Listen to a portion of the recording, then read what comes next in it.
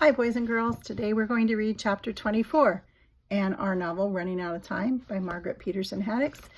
And when we left off with chapter 23, we learned that Jessie had trouble sleeping and she wheeled herself down to the visitors waiting lounge and was watching TV trying to get some answers.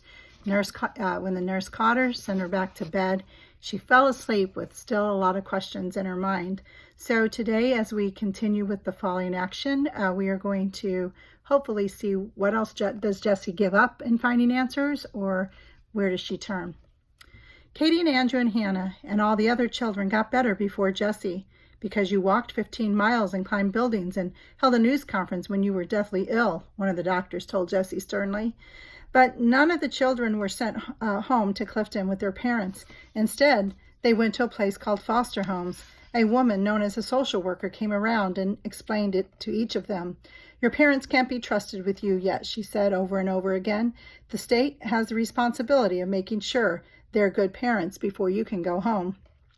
Well, of course Ma and Pa are good parents, Jessie exclaimed when Hannah and Andrew told her what the social worker said. She says that diphtheria means they weren't, Hannah said. And she says that Clifton wasn't a good place to raise us. That wasn't Ma and Pa's fault, Jessie fumed, and Ma sent me for help. But nobody listened to her.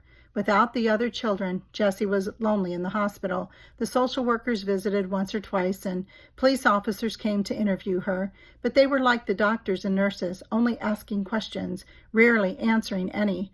The social worker wanted to know if Ma and Pa had ever spanked Jessie and her brothers and sisters. The police officer was interested in getting evidence about what he called criminal conduct.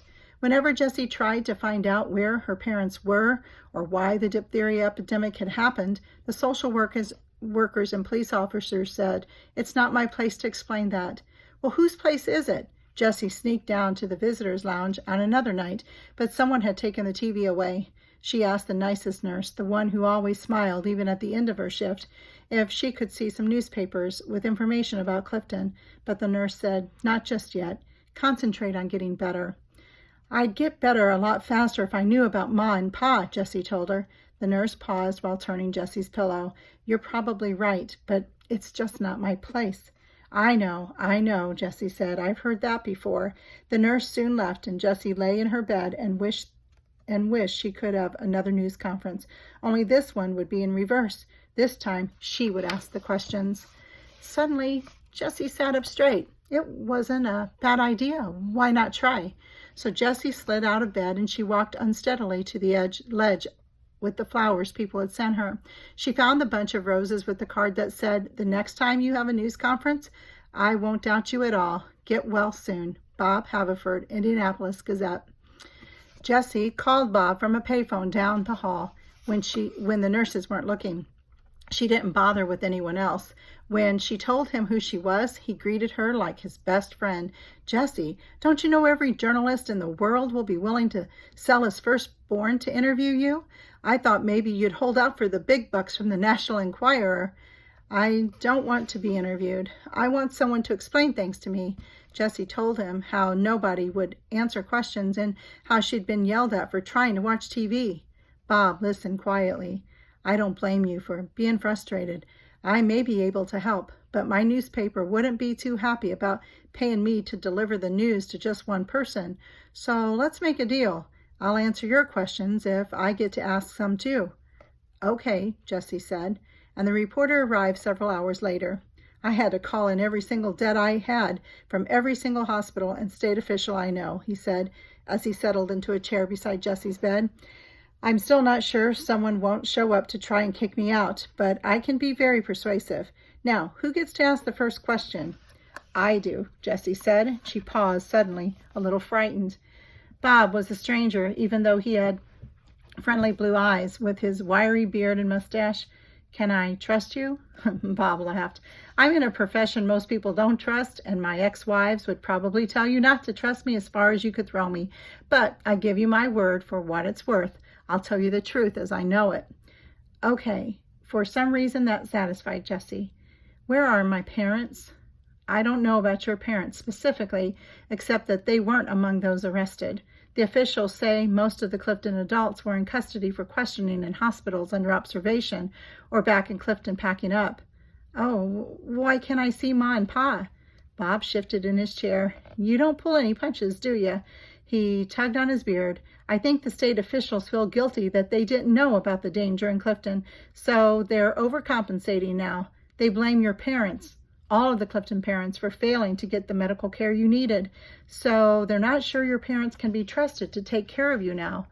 But Ma sent me for help, Jessie said. The officials don't necessarily see that as good.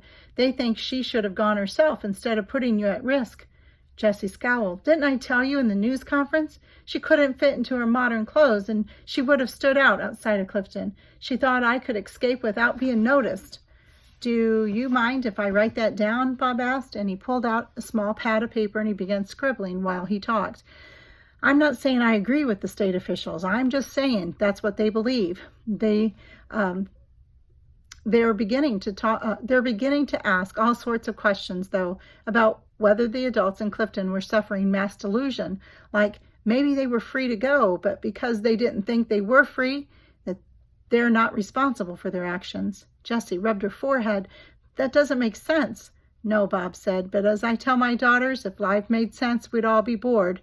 Want to see my daughters? And he pulled out a picture like the ones Jessie had seen in the billfold from Ma. Jessie realized Bob was trying to calm her down. She smiled and nodded at the pictures of the 3 pretty blonde girls, but asked her next question anyway. Why was there a diphtheria epidemic? Did the tourists want us to die? Oh, no, not at all, Bob said. The tourism was just a cover, an excuse to get your families and all the others into Clifton living like the 1800s.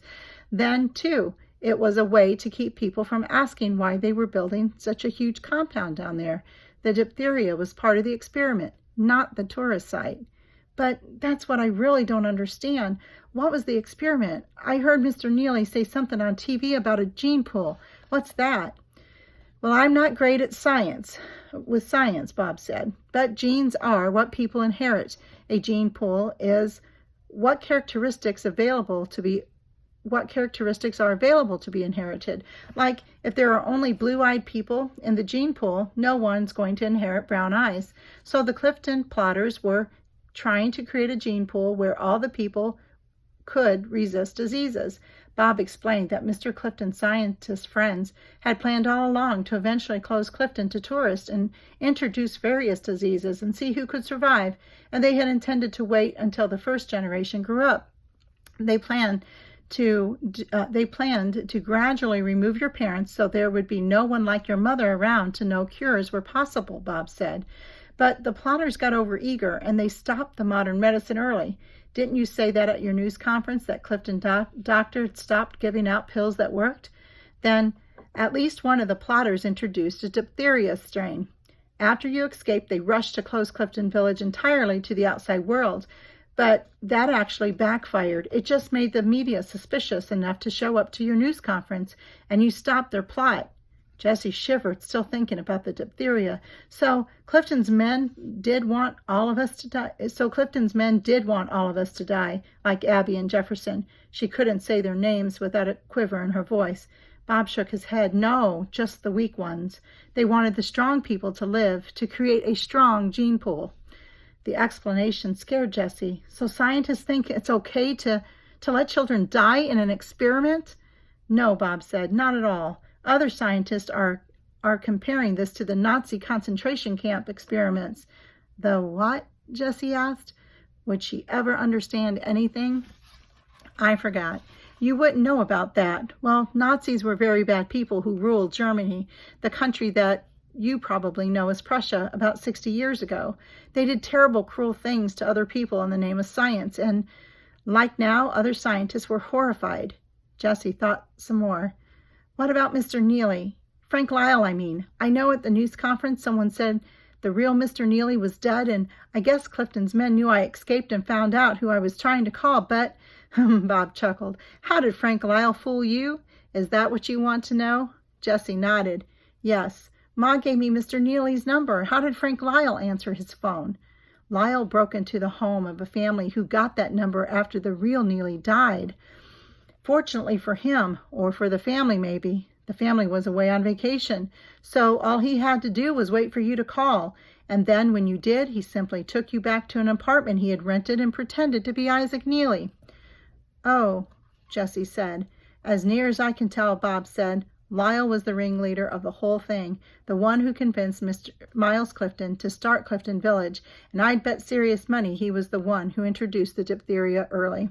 Bob stood up and stretched. That's an awful lot for you to absorb in one day, isn't it? Isn't it my turn to ask questions yet? Just one more question, Jessie said. Can you tell the state that Ma and Pa are good parents, and that Hannah, Andrew, Nathan, Bartholomew, Katie, and I want to go with them? The state's not going to listen to me, but if I write a story about how a brave 13-year-old girl who risked her life for 26 sick children just wants to see her parents and go home. I get it, Jessie said. What do I have to say? Whatever you really believe. Now tell me, why do you want to go home so badly? Jessie told Bob everything she could. He finished up quickly, promised to come back to visit again, and left. 2 days later, a woman in a pink bonnet and blue jeans knocked at Jessie's door. Jessie blinked, afraid she was just imagining what she wanted to see. But her imagination would have worn 19th century clothes.